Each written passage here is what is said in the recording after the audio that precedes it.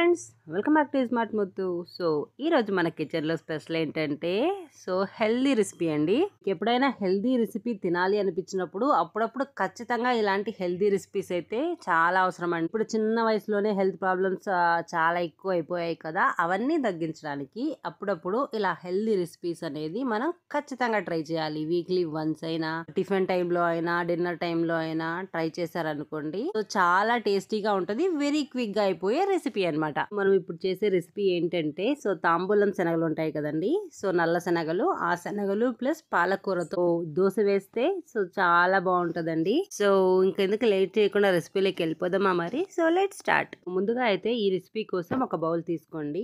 ఇక్కడ నేనైతే నల్ల శనగలు ఒక కప్పు తీసుకుంటున్నానండి. ఇది 80 గ్రామ్స్ ఆఫ్ కప్ అనమాట. 80 గ్రామ్స్ ఆఫ్ కప్పుతో నల్ల శనగలు ఒక కప్పు తీసుకొని 1 లేదా 2 సార్లు బాగా శుభ్రం చేసి నైటే నానబెట్టుకోవాలండి. మీరు ఈ దోశ మార్నింగ్ వేసుకుంటున్నారు అనుకోండి, నైట్ నానబెట్టుకోండి. ఈవినింగ్ వేసుకోవాలనుకోండి, మార్నింగ్ లేవంగానే 6 to 7 ఆ మధ్యలో నానబెట్టుకోవచ్చు అనమాట. మినిమం 6 లేదా 8 గంటల వరకు నానబెట్టుకోవాలండి.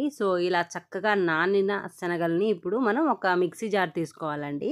8 గంటల సేపు నానితే శనగలు అనేటివి చాలా మెత్తగా నానిపోయి మనం వెన్నైతే వేసామో అంతకి డబల్ త్రిబుల్ అవుతాయి అనమాట. ఇలా వీడియో క్లిప్ లో చూపిన విధంగా మీరు ఇలా ఒక్క శనగని ఇలా పట్టుకొని ఇలా నలిపారనుకోండి, చక్కగా ఉప్పు వచ్చేస్తుంది, రెండుగా విడిపోతాయి అనమాట. ఇలా చక్కగా నానబెట్టుకున్న శనగల్ని ఇప్పుడు మిక్సీ జార్ తీసుకొని ఈ మిక్సీ జార్ లోకి వేసేసుకోవాలండి. వాటర్ మొత్తం వంచేసి వాటర్ లేకుండా వేసేసుకోవాలన్నమాట. మీరు ఒకేసారి మిక్సీ మీకు పట్టలేదు అనుకోండి, 2-3 సార్లుగా ఇది పేస్ట్ లాగా చేసుకోవాలన్నమాట. అయితే ఒక కట్ట పాలకూర తీసుకుంటున్నానండి. మీడియం సైజ్ ఆఫ్ పాలకూర కట్ట అనమాట. మీ క్వాంటిటీని బట్టి మీరు అడ్జస్ట్ చేసుకోండి. పాలకూర 2 లేదా 3 సార్లు బాగా శుభ్రం చేసి కట్ చేసుకుని అయినా వేసుకోవచ్చు. అలా అయినా వేసుకున్న మిక్సీకి ఎలాగో మనకు పేస్టే కాబట్టి తొందరగా మిక్స్ అయిపోతుంది అనమాట, పేస్ట్ అయిపోతుంది. ఇలా పాలకూర మొత్తం చక్కగా వేసుకున్న తర్వాత ఇప్పుడు అల్లం, ఒక చిటికెడు అల్లం ఇలా సన్న ముక్కలుగా కట్ చేసి వేసేసుకోవాలండి. తర్వాత వెల్లుల్లి ఒక 5 to 6 పొట్టు తీసుకొని ఇలా వేసేసుకోవాలన్నమాట. పొట్టుతో కూడా వేసేసుకోవచ్చు అండి, ఎందుకంటే మనకి పేస్ట్ చేస్తున్నాం కాబట్టి చక్కగా మెదిగిపోతాయి అనమాట. తర్వాత 2 టేబుల్ స్పూన్ ఆఫ్ జీలకర్ర వేసుకోండి. ఇలా 2 టేబుల్ స్పూన్ ఆఫ్ జీలకర్ర వేసుకున్న తర్వాత ఇప్పుడు కారానికి తగినన్ని పచ్చిమిర్చి అయినా వేసుకోవచ్చు మీకు అలవాటు ఉంటే. లేదు అనుకుంటే ఎండుమిర్చి నేనైతే 4 తీసుకుంటున్నాను ఇక్కడ. లేదు అనుకుంటే 2 పచ్చిమిర్చి, 2 ఎండుమిర్చి అలా అయినా తీసుకోవచ్చు అండి. ఆ కాంబినేషన్ కూడా బాగుంటది. లేదంటే ఓన్లీ ఎండుమిర్చి, ఓన్లీ పచ్చిమిర్చి అలా కూడా బాగుంటాయి అనమాట. తర్వాత అయితే కొత్తిమీర బాగా శుభ్రం చేసి కొద్దిగా వేసేసుకోవాలండి. ఉప్పు ఇప్పుడైనా వేసుకోవచ్చు, కలిపేటప్పుడైనా వేసుకోవచ్చు అనమాట. ఇప్పుడైతే ఇది గ్రైండ్ చేసుకోవాలి. మిక్సీకి మనం మిక్సీ పట్టుకోవాలి. ఈ కన్సిస్టెన్సీలో వచ్చేలాగా మిక్సీకి పట్టుకోవాలండి. ఇది ఈ కన్సిస్టెన్సీ నున్నగా రావాలన్నమాట. నున్నగా వచ్చేలాగా మీరైతే ఇది మిక్సీకి పట్టుకోవాలన్నమాట. చూడండి, ఇలా చేత్తో అంటే మనకి కన్సిస్టెన్సీ బాగా నున్నగా ఉండాలన్నమాట. మిక్సీకి ఇలా రుబ్బుకున్న ఈ మిశ్రమాన్ని ఒక గిన్నెలోకి అయితే తీసుకోండి సెపరేట్ గా.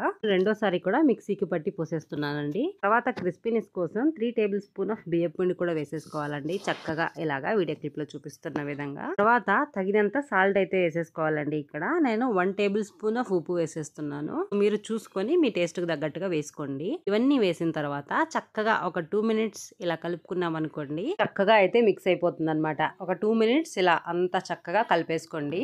కలిపేసుకున్న తర్వాత దోశకి మీకు లూజు కన్సిస్టెన్సీ చూసుకొని ఏ కన్సిస్టెన్సీలో అయితే దోశ మనం వేసుకుంటామో నార్మల్ గా ఆ కన్సిస్టెన్సీలో వచ్చేంత వరకు కొద్దిగా నీళ్లు వేసుకొని కలుపుకోవాలన్నమాట. మనం దోశ వేసే ముందు ఒక్క చిటికెడు సోడా వేసి అది కలుపుకోండి.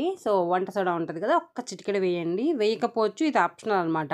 వేసుకొని చక్కగా కలుపుకొని ఇప్పుడు గ్యాస్ మీద ప్యాన్ పెట్టుకొని దోశ ప్యాన్ వేడైన తర్వాత ఒక్క చిటికెడు ఆయిల్ వేసి ఇప్పుడైతే మనం దోశ వేసుకోవాలండి. దోశ వేసేటప్పుడు ఇక్కడ ఖచ్చితంగా ఒక టిప్ అయితే గుర్తుపెట్టుకోవాలి, ఎందుకంటే ఇది మన నార్మల్ దోశ లాగా కాదు కాబట్టి. వేసేటప్పుడు మీడియం ఫ్లేమ్ లోనే పెట్టుకోవాలండి. ఆ దోశ కాలేంత వరకు నిదానంగా ఓపిక్ గా ఉండాలన్నమాట. నార్మల్ దోశ లాగా చిటికలో అలా రాదు. ఈ దోశ కాలడానికి కొద్దిగా టైం పడుతుందండి. ఒకేసారి తీయకుండా చుట్టూ మొత్తం తీసి మధ్యలో తీయాలండి, లేదంటే అది నీట్ గా రాదనమాట. నిదానంగా కాలాలి, మొత్తం కాలిన తర్వాతే తీయాలి. అంచుల నుంచి నిదానంగా తీసుకోవాలన్నమాట. ఆయిల్ కూడా వీటిపైన చుట్టూ కొద్దిగా వేసి మధ్యలో కూడా కొద్దిగా ఆయిల్ వేసుకోండి. ఇంతేనండి. సో ఒక్క సైడ్ మనకి దోశ కాలిన తర్వాత ఇంకొక సైడ్ కి మనం తిప్పి వేసుకోవాలన్నమాట. రెండు వైపులా బాగా దోశ కాలింది అనుకున్నాక మన దోశ అనేది రెడీ టు సర్వ్. ఇంతేనండి. సింపుల్ గా అండ్ వెరీ హెల్దీగా చేసుకునే దోశ. సో మీ దగ్గర ఎంత క్వాంటిటీ ఉంటే అంత క్వాంటిటీ సేమ్ పద్ధతిలో వేసుకునేసేయాలి, అంతే అండి. దోశలకు వేరుశనగ చట్నీ కానీ, వేరుశనగ పొడి కానీ, లేదంటే ఏదైనా కారం పొడి కానీ చాలా బాగుంటుందండి. సో హెల్దీ శనగలు పాలకూరతో దోశ అయితే రెడీ అయిపోయింది కదండి. సో అప్పుడప్పుడు ఇలాంటి హెల్దీ రెసిపీస్ చాలా అవసరం. మీరు ట్రై చేసి మీకు ఎలా కుదిరిందో కమెంట్స్ లో చెప్పడం మర్చిపోకండి. మరిన్ని ఇంట్రెస్టింగ్ రెసిపీస్ కోసం స్మార్ట్ మోతో ఛానల్ అయితే సబ్స్క్రైబ్ చేయడం మర్చిపోకండి. Thank you so much. Bye. Subscribe for more.